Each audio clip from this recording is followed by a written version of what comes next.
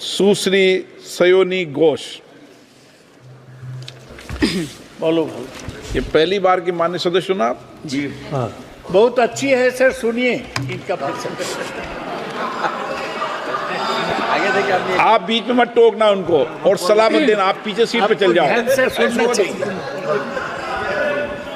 धन्यवाद अध्यक्ष महोदय, आपने मुझे बोलने का मौका दिया। मैं जादवपुर लोकसभा क्षेत्र से पहली बार चुनकर इस सदन में आई हूं और मैं धन्यवाद देना चाहती हूं मेरी लीडर ममता बनर्जी और अभिषेक बनर्जी का, और जादवपुर लोकसभा क्षेत्र के सारे वोटरों का जिन्होंने मुझे भारी बहुमत से जिताया और इस सदन में भेज के बीजेपी को एक पैगाम दिया कि पश्चिम बंगाल में माननीय सदन में इन नेताओं को धन्यवाद नहीं होता। आप और ये संदेश सर, ये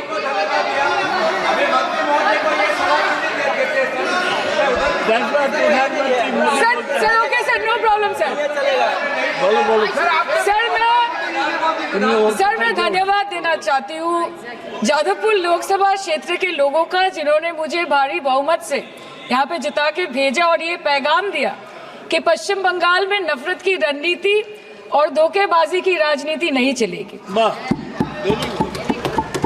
अध्यक्ष महोदय, मैं उम्मीद करूंगी कि आज आप मुझे पूरा बोलने का मौका दें, क्योंकि हाल ही में हुए नीति आयोग की जो मीटिंग हुई थी वहां पे हमारी माननीय मुख्यमंत्री, जो देश की एकमात्र महिला मुख्यमंत्री भी है, उनका माइक बीच राह में ऑफ कर दिया गया था।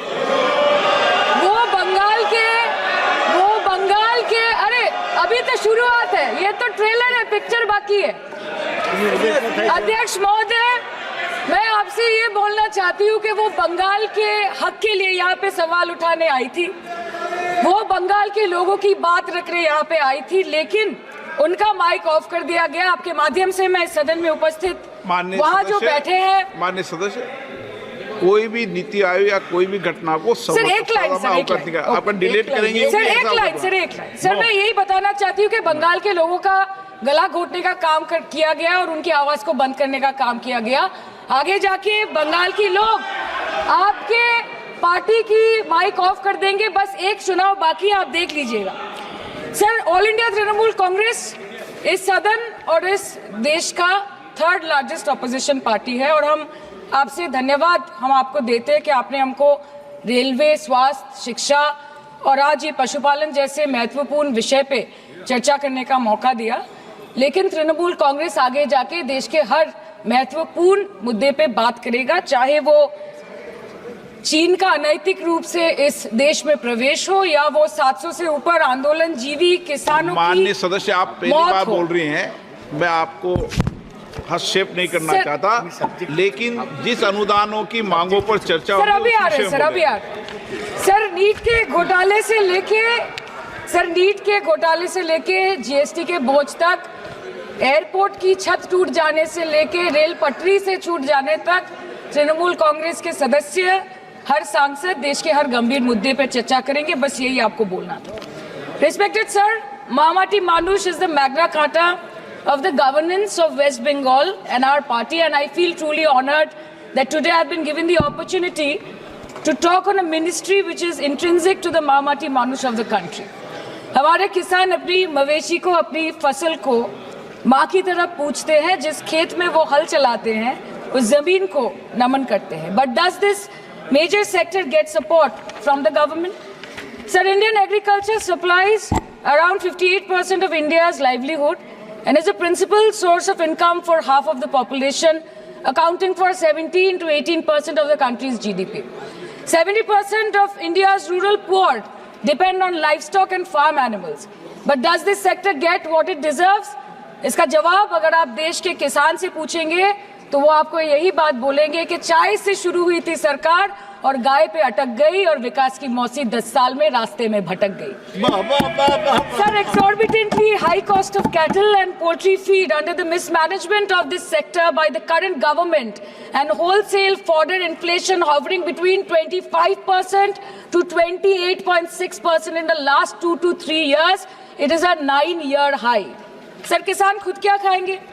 अपने परिवार के लोगों का खिलाएंगे? अपनी गाय, भैंस, भेड़, बकरी को क्या खिलाएंगे? सर ऐसे ही वारदात होते हैं जहां गरीबी से जूझता हुआ एक किसान उसको अपनी गाय भेड़ बकरी को बेचने में मजबूर करते हैं और अंत में जाके वो अपनी खुद की जान ले लेते हैं। सर पिछले 10 सालों में 1,12,000 किसानों ने इस देश में आत्महत्या की। एनसीआरबी की एक रिपोर्ट के अनुसार 10 साल में हर दिन इस देश में एवरेज में 30 किसान हर दिन अपनी जान ले लेते हैं। सर इस देश के लोगों का यही है किस्सा कि जिसको जिताया वो राजा की तरह जाएगा और जिन्होंने जिताया वो फकीर की तरह। सर ये बहुत गौरक्षा की भी बातें करते हैं। देश के लोगों को ये पता होना चाहिए that there is a fodder crisis in India and the union minister has himself stated in a written reply in Rajya Sabha that yes, the country is deficit in fodder. So it means that cows are dying without food in government owned goshalas, especially the BJP ruled state. 74,000 cattle had died at Panjrapols in Sundarnagar and Banaskantha district of Gujarat in the last 3 years. 200 cows were found dead in Madhya Pradesh's Shivpuri district. 173 cows allegedly died in a week in Chhattisgarh. And 74,016 cows had died in Hingonia Goshala in Jaipur during the previous BJP government in Rajasthan. तो sir पहले खाना ही नहीं मिला, fodder crisis, फिर मिल भी जाए तो इतना महंगा कि किसान खरीद ही नहीं पा रहा है, फॉडर इन्फ्लेशन, और सर खाना मिल भी जाए तो पशुओं की बीमारी। उससे मुकाबला करने के लिए इस सरकार ने क्या किया?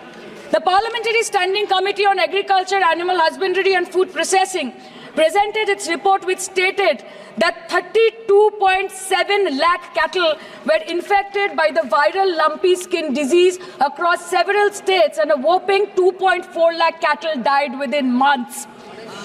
ये बोलते हैं कि गाय हमारी माता है पर माँ की रक्षा करना इन्हें नहीं आता है। अध्यक्ष महोदय, हम सब जानते हैं कि इस मिनिस्ट्री के अंतर्गत डेयरी भी आता है और भारत इस पूरी दुनिया में दूध के उत्पादन में नंबर 1 है, contributing to almost 24.46% of global milk production. But since the government has not been able to bridge the gap between demand and supply, it has successfully turned the country from being the largest producer of milk to an importer of milk. In the last 10 years, due to the stagnation in milk production, the gains of white revolution has been systematically whitewashed. The dairy farmers are forced to throw buckets of milk on the highway protesting against meager remuneration for their produce. And the price of milk, on the other hand, has increased by a massive 55% in the past 10 years. It was rupees 36 per litre in 2014 and now rupees 56 per litre in 2024. When this government came to power, the first thing the milk producing companies regulated by it did was to increase the price of milk by rupees 2 per litre. This was their revenge on the people of India for not providing a majority to the BJP. आम आदमी के दूध, छाछ, लस्सी, दही, पनीर पर 5% की GST, cream, condensed milk, मक्खन, घी पर 12% की जीएसटी और अमीरों के हीरो पर सिर्फ 1.5% की जीएसटी। सरकार उनको रिलीफ नहीं देती है जो विदेश में जाके मिल्क शेक और लाते की चुस्कियां लगाते हैं। ये सरकार उनको रिलीफ नहीं देती जो आम आदमी 2 पैकेट दूध खरीदने से पहले 10 बार सोचता है। सर बचपन से हम सुनते आए थे कि संडे हो या मंडे रोज खाओ अंडे। India rank 2nd in egg production in the world और अंडे का फंडा यही है सर कि भारत के बच्चों के किस्मत में महीने में एक अंडा नहीं मिलता। मिड डे मील के चलते हफ्ते में अगर एक आध अंडा मिल भी रहा था तो कहीं धर्म के नाम पे तो कहीं महंगाई के चलते उसे बंद करने की मांग उठ रही है। Sir more than 50% children under the age of 5 suffer from chronic malnutrition in the country and roughly 17% children are underweight and yet most BJP ruled states do not serve eggs in midday meal scheme. This is the example of Poshan Kal in India. Sir अंत पे आते हैं मच्छी पे। आप लोगों को ज्यादा पसंद नहीं पर हम क्या करें, हम तो माछे भाते बंगाली है, हमको तो बोलना ही पड़ेगा। And not to forget that 2.8 crore fisher folk are employed directly in catching fish in the country and millions are employed in the value chain of selling fish and aquaculture. India stands 3rd in the world in the terms of fish production, contributing to 8% of global fish production and ranked 2nd in aquaculture production. The PM talks about blue revolution, but this government has allocated only 0.045% funds out of the total budget for the flagship scheme, Pradhan Mantri Matsya Sampad Yojana. Even after this meager allocation, they did not utilize 39% of the funds, and in 23-24 they did not utilize 24% of the funds allocated. और sir, भले ही सरकार को मणिपुर शब्द से allergy हो, but the fact remains that 1.5 years of lack of governance in the state has led to endangering of the fish species in India's largest freshwater body in Manipur, the Loktak Lake. So the government has to generate employment opportunities, investment in areas such as exports, post-harvest processing, and import substitution.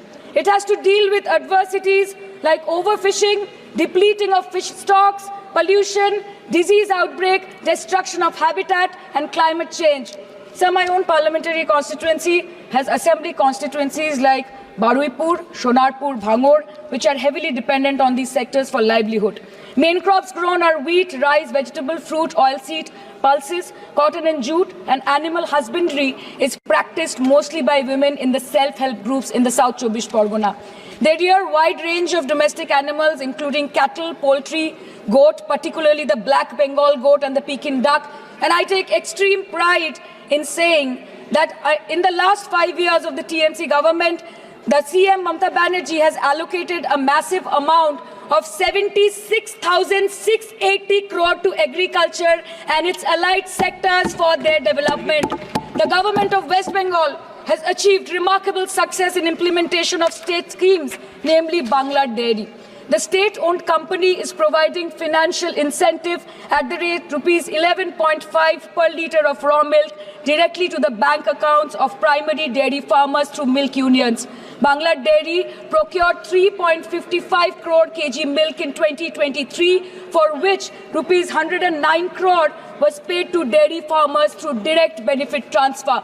47,900 fresh Kisan cards have been issued in the last 3 years for animal husbandry.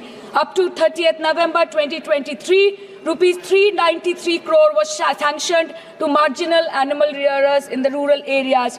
Bangla Shosho Bima scheme, a fully state-funded scheme for crop insurance. Total 1.28 crore farmers were enrolled under the scheme during 23-24. 70 lakh farmers got claim settlement worth rupees 247 crore.